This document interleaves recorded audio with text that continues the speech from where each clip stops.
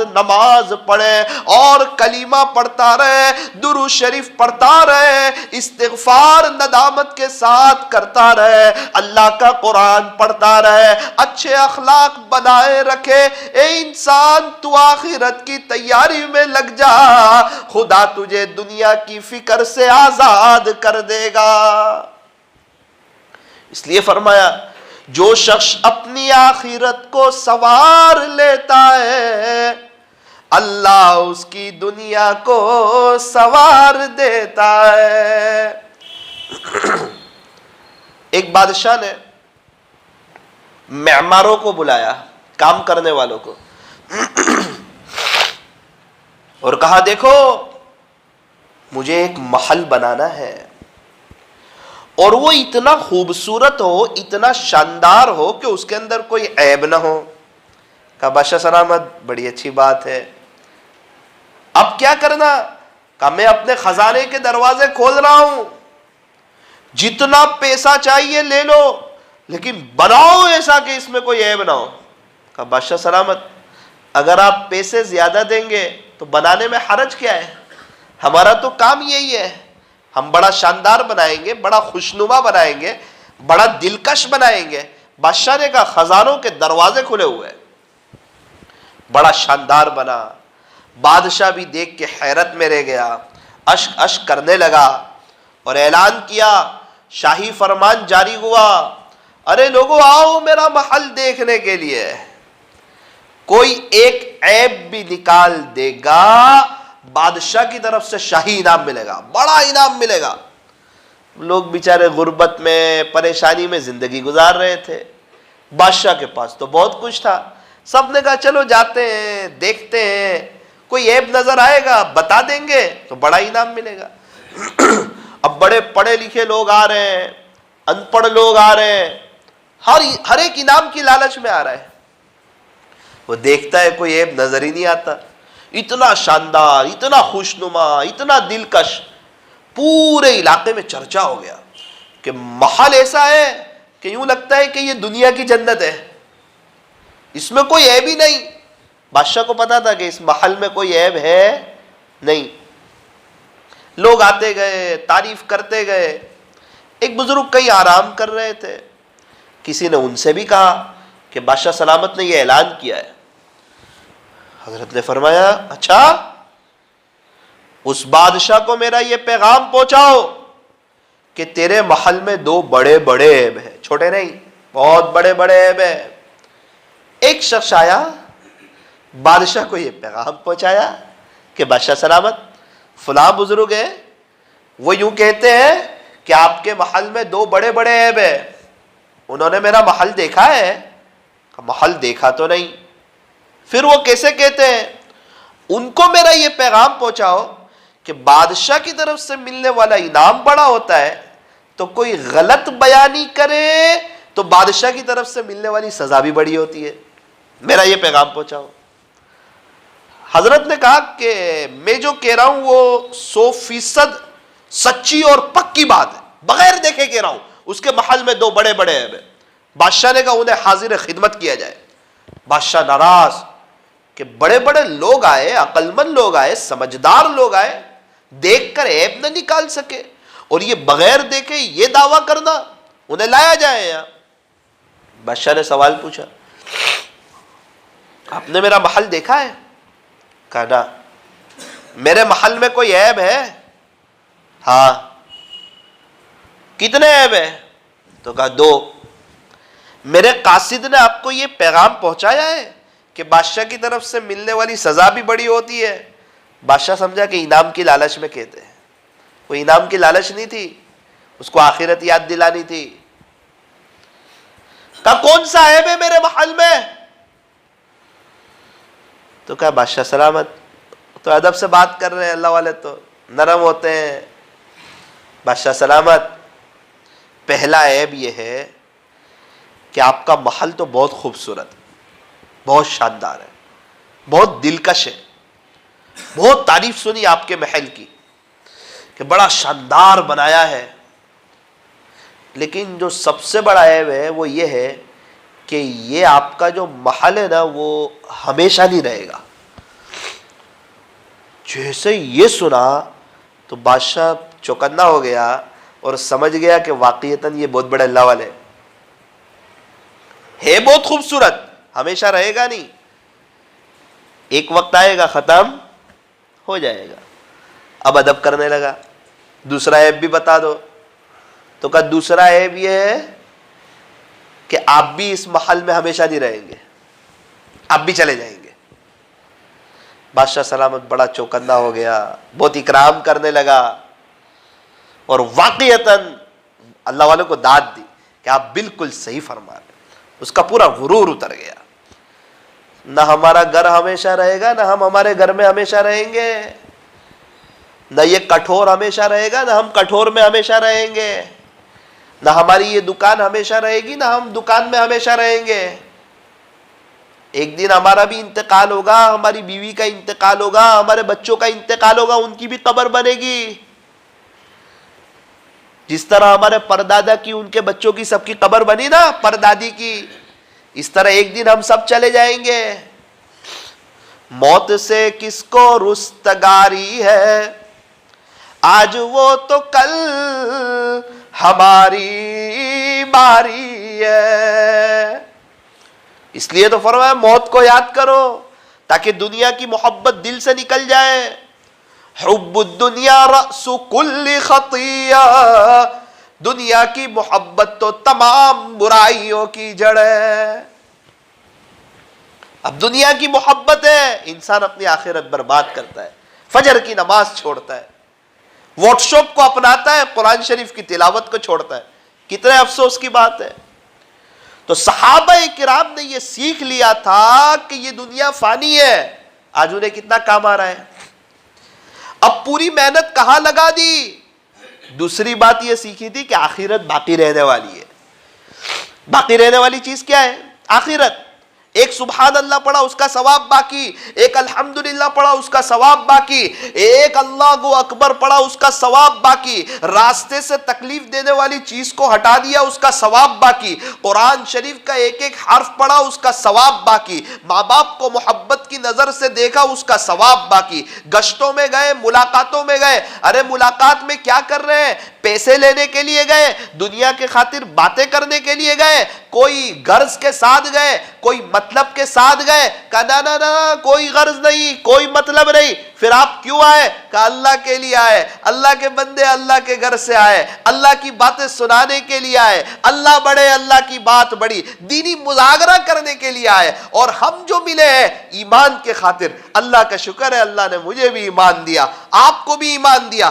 یہ گھر گھر کی ملاقاتوں کو معمولی نہ سمجھو، یہ گھر گھر کی ملاقاتوں کو معمولی نہ سمجھو۔ ہماری مسجد وار جماعت سے ایک ساتھی ملاقات کے لیے گئے، ان کی ملاقات کی رات میں اللہ نے ان کو بات سمجھا دی، وہ رات 12 بجے سوتے، صبح 7 بجے اٹھتے، فجر کی نماز بھی نہیں ہوتی، زندگی بے چینی میں گزرتی۔ ملاقات والے ساتھی نے کہا بھائی صاحب آپ کو ایک سرکاری بڑا مرتبہ ملا ہوا ہے، آپ جو ہے نا اپنی زندگی کی قدر کرو، اتنا سب ہونے کے باوجود آپ پریشان؟ بولے ہاں میں پریشان ہوں۔ وجہ کیا؟ بولے فجر کی نماز چھوٹ رہی ہے، آپ 10 بجے سو جاؤ، صبح 5 بجے اٹھ جاؤ، ٹھنڈی ٹھنڈی ہوائیں چلتی ہے، تہجد کا وقت اللہ سے لینے کا وقت، 2-4 رکعت تہجد کی پڑھ لو، 2-4 منٹ کے لیے دعا کر لو، صبح صبح ذرا تفریح کر لو، چہل قدمی کر لو، فجر کی وقت میں فجر کی نماز پڑھ لو، پھر آپ کو سکون ملے گا، اطمینان ملے گا، آپ کی زندگی میں بہار آئے گی۔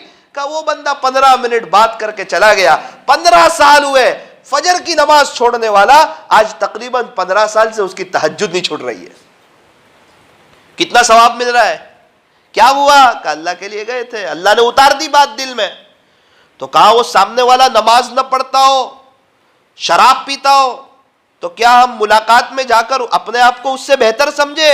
تو کہا نا نا نا، ہمارے ہاتھ میں ہے ہی نہیں اس کے لیے ہدایت، ہمارے بس میں تو کوشش کرنا، سمجھانا، ہم بھی اللہ کے محتاج، وہ بھی اللہ کا محتاج۔ ابھی اعتبار تو اینڈ کا ہے، خاتمے کا ہے، ابھی اس کا اینڈ نہیں آیا اور ہمارا بھی اینڈ نہیں آیا، کیا پتہ اس کا اینڈ اچھا ہو جائے، کیا پتہ اس کا خاتمہ اچھا ہو جائے۔ ایک دور ہے کہ حضرت عمر رضی اللہ عنہ ننگی تلوار لے کر کہاں جا رہے؟ کہ نعوذ باللہ حضور کو قتل کرنے کے لیے جا رہے۔ کیا بات ہے؟ کہ خلاصہ یہ کہ یہی تو سب کو اسلام کی طرف بلاتے ہیں، یہ نہ رہے تو نہ رہے باس، نہ بجے باسڑی۔ ارے کتنا بڑا جرم ہے اور کتنی سخت اسلام سے دشمنی ہے کہ اللہ کے محبوب کو ہی نعوذ باللہ سر قلم کرنا چاہتے ہیں۔ اتنا بڑا جرم کرنے کے لیے جا رہے ہیں، ارادہ کچھ اور ہے اور نیت کچھ اور ہے، اور تلوار میان سے نکلی ہوئی ہے اور ننگی تلوار ہے۔ پھر کیا ہوتا ہے؟ نیچے عمر کا ارادہ کچھ اور ہوتا ہے اور اوپر اللہ کا حضرت عمر کے ساتھ ارادہ کچھ اور ہوتا ہے۔ اس لیے کہا کسی کو حقیر نہ سمجھو، کیا پتا آج کچھ اور بول رہا ہو، کیا پتا کل اٹھ کے توبہ کر کے ہزاروں مسجدیں بنانے والا ہو، کیا پتا اس کی نسلوں میں اولیاء اللہ پیدا ہونے والے ہو۔ کیا طائف والوں کو بد دعا دی تھی کہ ان کے مقدر میں ایمان نہ ہو تو ان کو ہلاک کر، یہ کہا تھا؟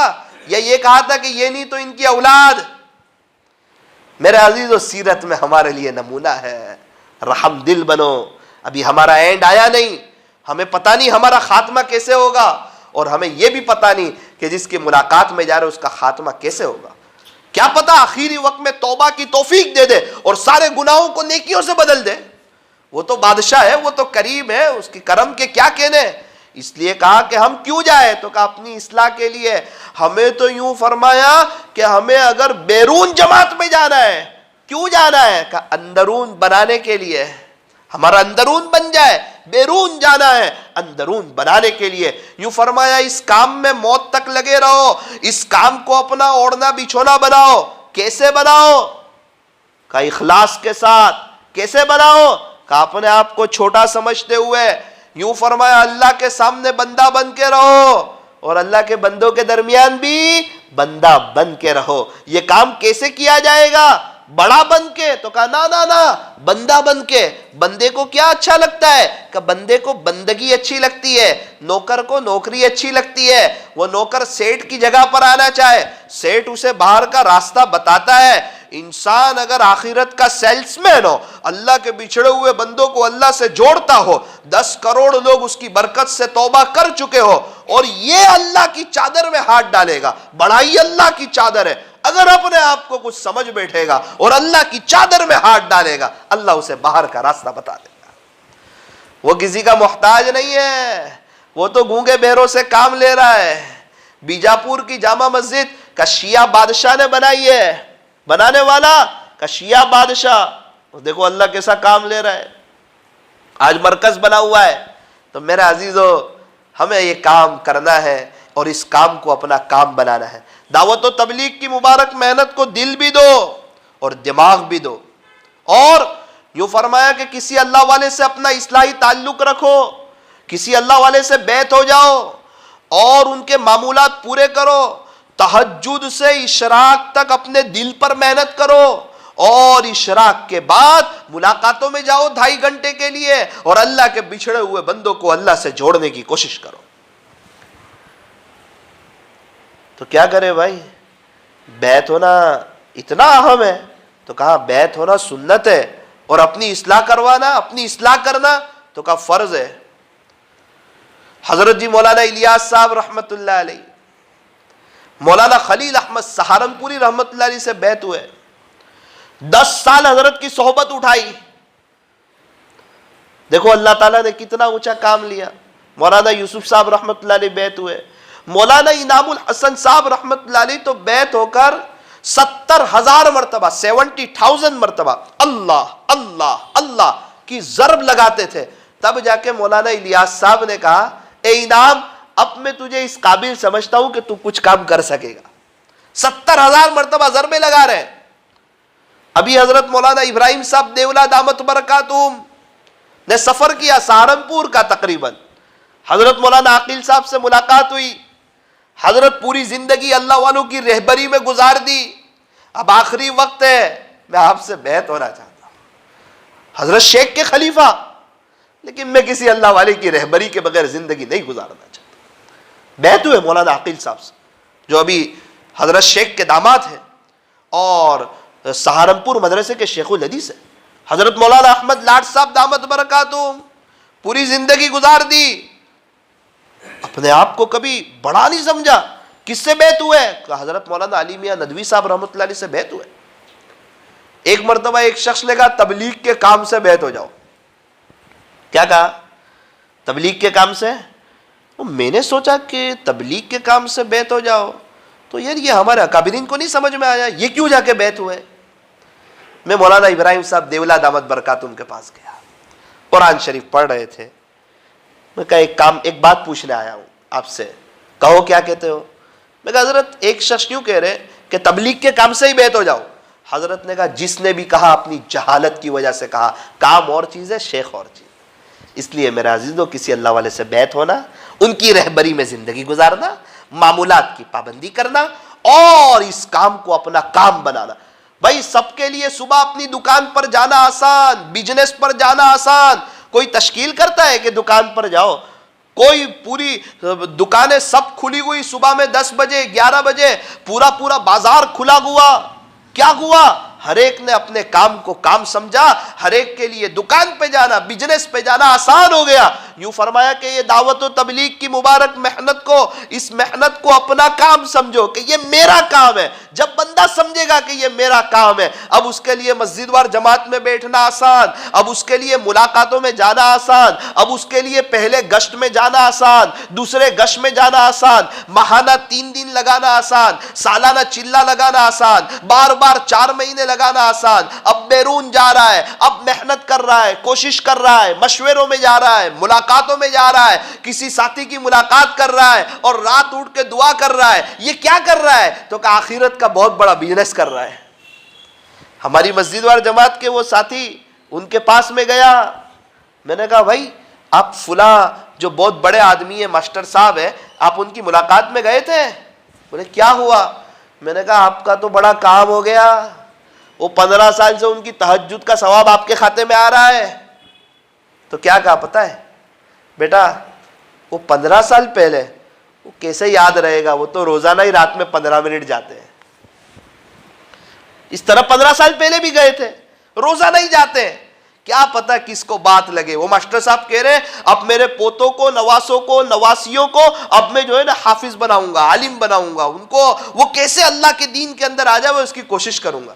تو میرے عزیزوں, ملاقاتوں کو معمولی نہ سمجھو, تو طے کرو انشاءاللہ کہ اس کام کو اپنا اوڑھنا بچھونا بنائیں گے انشاءاللہ.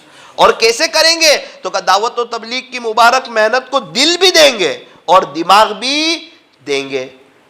بھئی دکان میں ایک آدمی کام کرتا ہے, جھاڑو پوتا کرتا ہے, چائے لاتا ہے, اس کا پگار زیادہ ہوتا ہے یا سیلس مین کا پگار زیادہ ہوتا ہے؟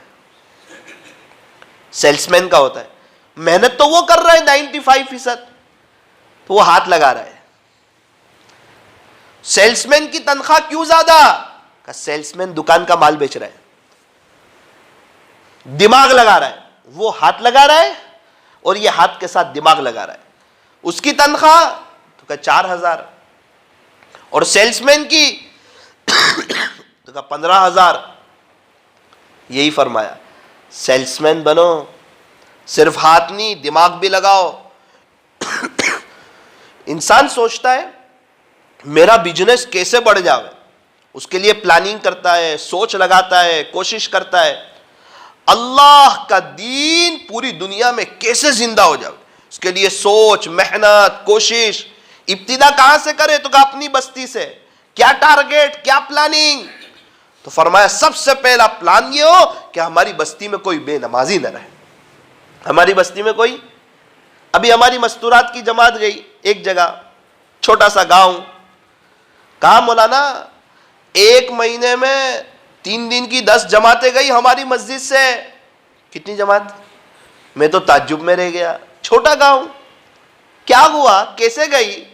ہمارے بستی کے جو بڑے لوگ تھے نا, ٹرسٹی وغیرہ, وہ ملاقاتوں میں آ گئے ہمارے ساتھ. اب وہ جہاں جاتے کوئی منع ہی نہیں کرتا, سارے تیار ہو گئے. 10 جماعتیں گئی. وہاں کے امام صاحب ڈابھیل پڑھاتے ہیں مدرسے میں. میں نے کہا مولانا صاحب یہ جو 10 جماعتیں گئی 3 دن کی, کیا فائدہ ہوا؟ انہوں نے کہا مولانا آپ کو کیا بتاؤں, میں کئی سالوں سے یہاں امامت کرتا ہوں, 1.25 صف ہوتی تھی, یہ 10 جماعتیں جا کر آئی 4 صف ہو گئی پوری. وہ سوچ کے آدمی نہیں بڑھیں گے نمازی کہ بھئی سوچتے رہے نمازی بڑھ جاوے, نمازی تو آتے ہی نہیں ہے، اس کے لیے محنت ہے، یہ زمینی محنت ہے، ایک ایک کے پاس جانا. ابھی 2 دن پہلے میں ایک ملاقات میں گیا تو 2 آدمی کو بلایا آدمی نے ملاقات کے لیے عشاء کے بعد. تو میں نے ایک کو پوچھا آپ کیا کرتے ہو؟ تو کہا میں پولیس میں نوکری کرتا ہوں. دوسروں کو پوچھا آپ کیا کرتے ہو؟ تو بہت بڑے تاجر تھے. کہا میں فلاں ملک ایک جگہ ہے وہاں میں مہینہ جاتا ہوں، 14 دن جاتا ہوں، 14 دن یہاں رہتا ہوں. اس وقت مجھے احساس ہوا کہ یہ کتنی بڑی نعمت ہے، ایک ایک کے پاس جانا، منت سماجت کرنا، ان کی تھوڑی میں ہاتھ ڈالنا. ایک نوجوان ابھی مجھے نظر آیا، ماشاءاللہ داڑھی امامہ بڑا خوبصورت.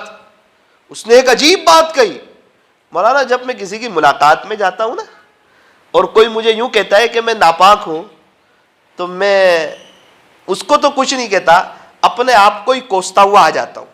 میں نے بولا وہ کیسے؟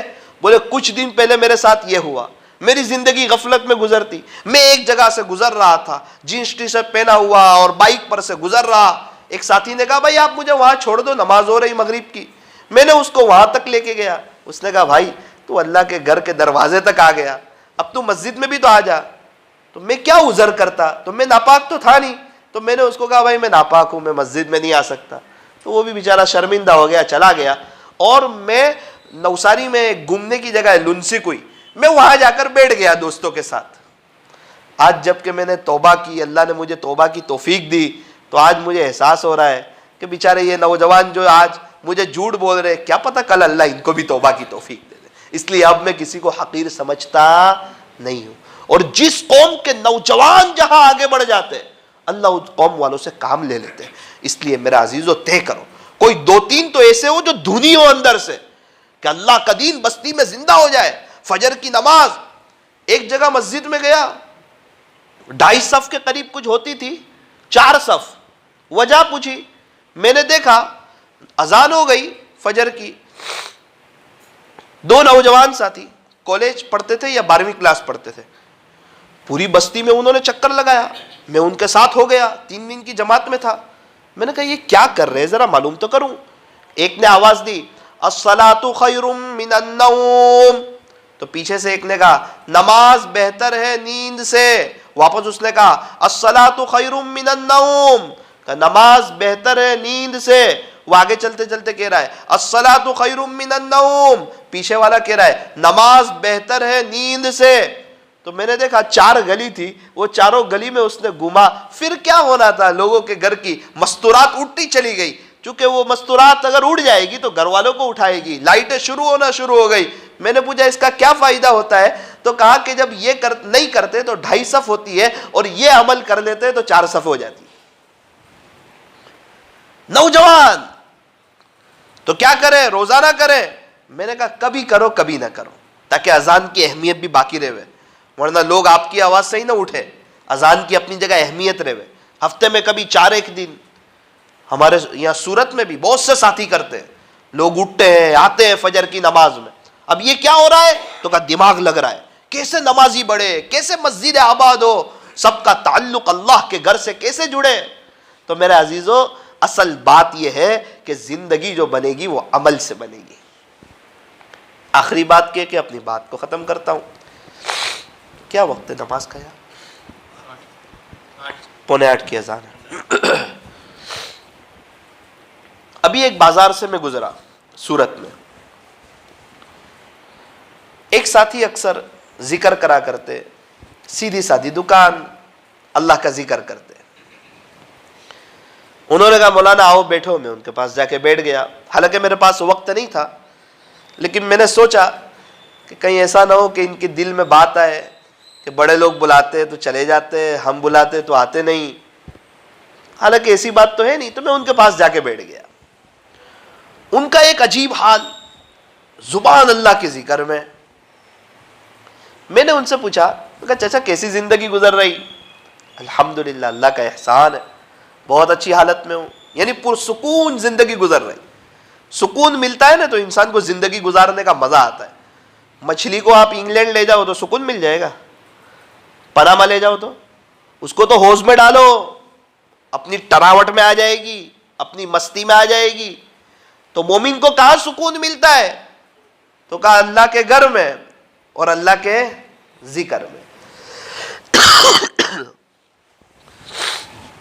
میں نے ان سے پوچھا کیا کرتے ہو, ذرا آپ مجھے بتاؤ آپ کے رات دین کے بارے میں. عجیب باتیں بتائی یار, عجیب بات. کہا مولانا میں فجر کی نماز فلاں مسجد میں پڑھتا ہوں سورت میں, پھر مسجد وار جماعت میں بیٹھتا ہوں, پھر تو روزانہ ایک پارہ اللہ کا قرآن پڑھتا ہوں پابندی سے, روز ایک پارہ. بہت اچھا ماشاءاللہ, ہمارے بڑے یہی کہتے ہیں روزانہ ایک پارہ پڑھو. ایک آدمی ایک بزرگ سے بیعت ہوا, حضرت نے کہا روزانہ ایک پارہ پڑھو. 43 سال کے بعد انہوں نے بتایا کہ وہ ایک پارہ کبھی ناگا نہیں ہوا. اس کو کہتے ہیں استقامت.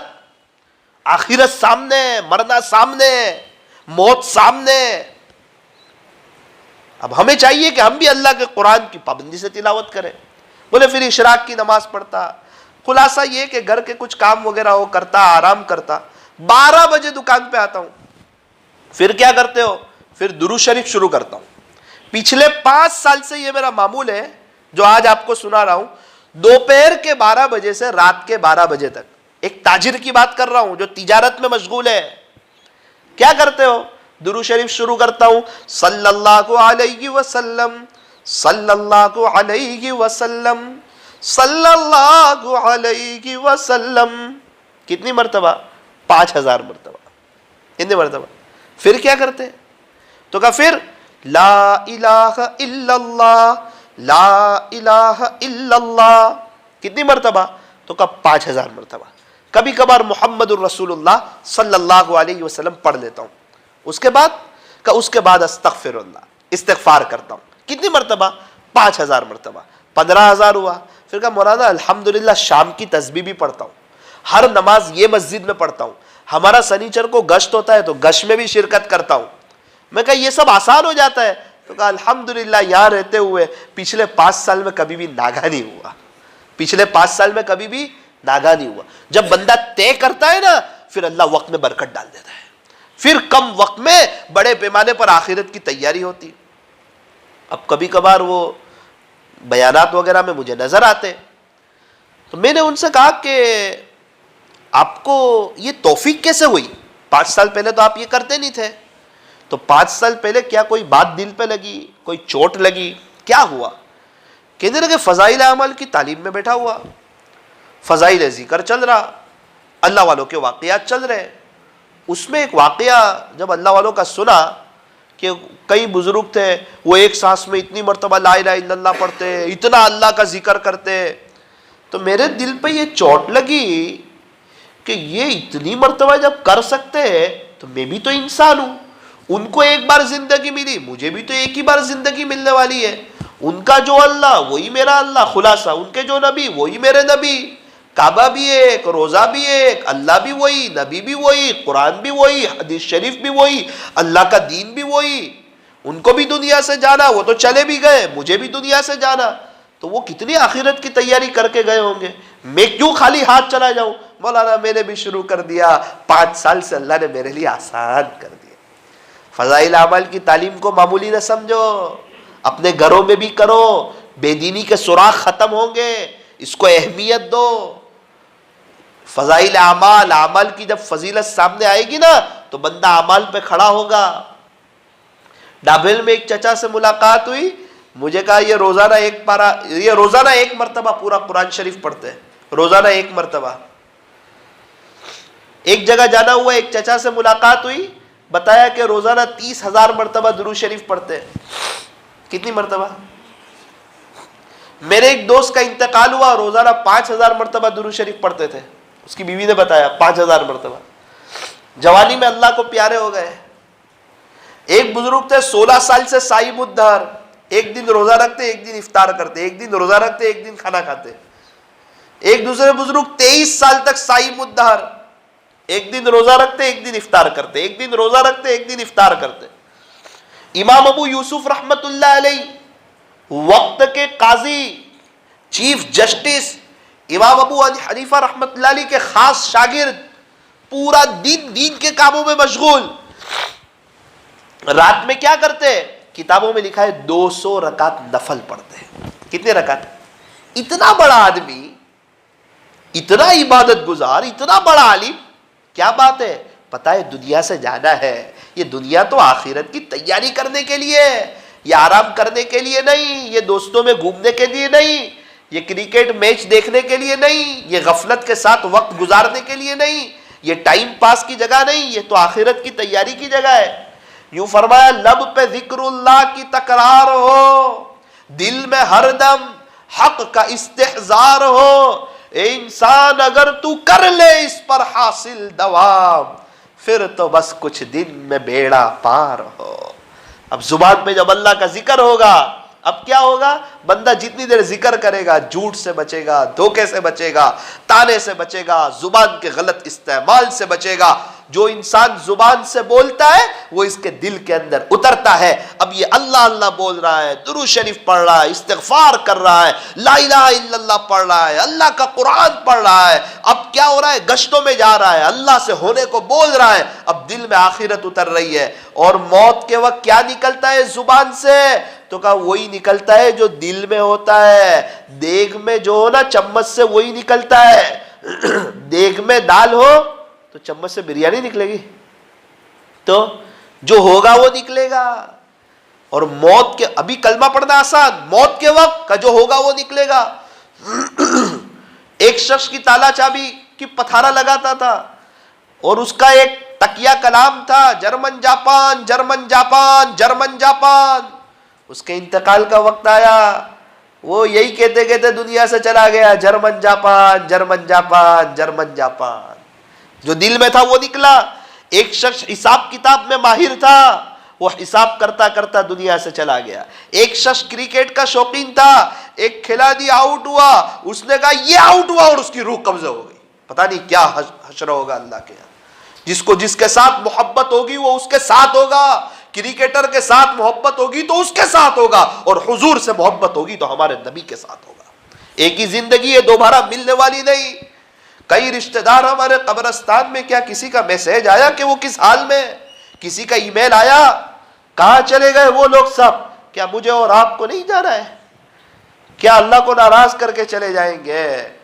کیا اپنے بچوں کو دنیا دار بنا کے چلے جائیں گے؟ جس طرح ہم ہمارے دادا پر دادا کو ایصال ثواب نہیں کرتے، کیا اپنے بچوں کو بھی ایسا ہی بنا دیں گے کہ ہمارے پوتے اور پر پوتے کبھی ہمارے لیے ایک آنسو نہ بہائے، ہمارے لیے کبھی مغفرت کی دعا نہ کرے، ہمارے لیے ایصال ثواب نہ کرے؟ میرا عزیزو، یہ دنیا سوچنے کا وقت نہیں، یہ تو عمل کرنے کی جگہ، حضور کے طریقوں پر آنے کی جگہ، توبہ کرنے کی جگہ. ارے توبہ کا دروازہ کھلا ہوا ہے، اللہ معاف کر دینے کے لیے تیار ہے. جب تک توبہ کا دروازہ کھلا ہوا ہے، خدا کے دربار میں کوئی بھی آئے گا ویلکم پائے گا، مرحبا پائے گا، اہلا و سہلا پائے گا، خدا کو استقبال کرتا ہوا پائے گا. وہ اللہ بڑا قریب ہے، جو اللہ کا ہو جاتا ہے اللہ اس کا ہو جاتا ہے. یہاں تک کہ ایک گانا گانے والا جنید جمشید، جب اس نے توبہ کی اور جنید اللہ کا ہو گیا تو اللہ جنید کے بھی ہو گئے. کٹور والو، میں اور آپ توبہ کریں گے کب؟ کل؟ تو کہنے ابھی نقد توبہ. اللہ زندگی غفلت میں گزارے، میں بھی توبہ کروں، استغفار کرو، زندگی غفلت میں گزارے، اللہ معافی چاہتا ہوں دلی اعتبار سے، نادی مندر سے. کیا کرا آج تک تو نے؟ ہر رات تہجد پڑھی ہوتی تو آج بات کچھ اور ہوتی. روزانہ جو 3 پارے پڑھے ہوتے ہیں نا، آج کتنے قرآن شریف جمع ہو گئے ہوتے ہیں. وقت تو گزر جاتا ہے.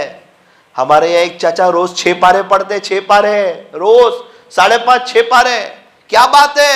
ہمارے پاس موبائل کے لیے وقت، ان کے پاس اللہ کے قرآن کے لیے وقت. پھر کیا ہوتا ہے؟ جمعہ کا دن 12 بجے مسجد میں آئے، 12:45 بجے قرآن شریف پڑھتے پڑھتے پیشانی کو قرآن کے اوپر رکھا اور اللہ کو پیارے ہو گئے. جیسی زندگی ہوتی ہے ویسی موت ہوتی ہے. ہم تو جب بھی فری ہو تو موبائل سے بیت ہو گئے، موبائل کو اپنا شیخ بنا لیا ہے اور اس کے خادم بن گئے، پکے نوکر بن گئے، اور اس کو کہا کہ جناب آپ میرے سیٹ ہو، میں آپ کے یہاں نوکری کرتا ہوں، جب بھی مجھے وقت ملے گا آپ کی خدمت میں فوراً حاضر ہو جاؤں گا. اور جب دیکھو جب موبائل موبائل موبائل موبائل. یہ 2 انگلیاں پہلے تسبیح میں چلتی تھی، اب موبائل میں چلتی ہے. میرا عزیزو چوکنا رہو. ضرورت اس کو اپنا نوکر بناؤ، خادم بناؤ، اس کے خادم نہ بنو. جب ہمیں ضرورت ہوگی جب تجھے استعمال کریں گے، ہر وقت تیری خدمت میں حاضر نہیں رہیں گے. اللہ تعالی ہمیں صحیح سمجھ عطا فرمائے، آخرت کو سامنے رکھ کر زندگی گزارنے کی توفیق عطا فرمائے۔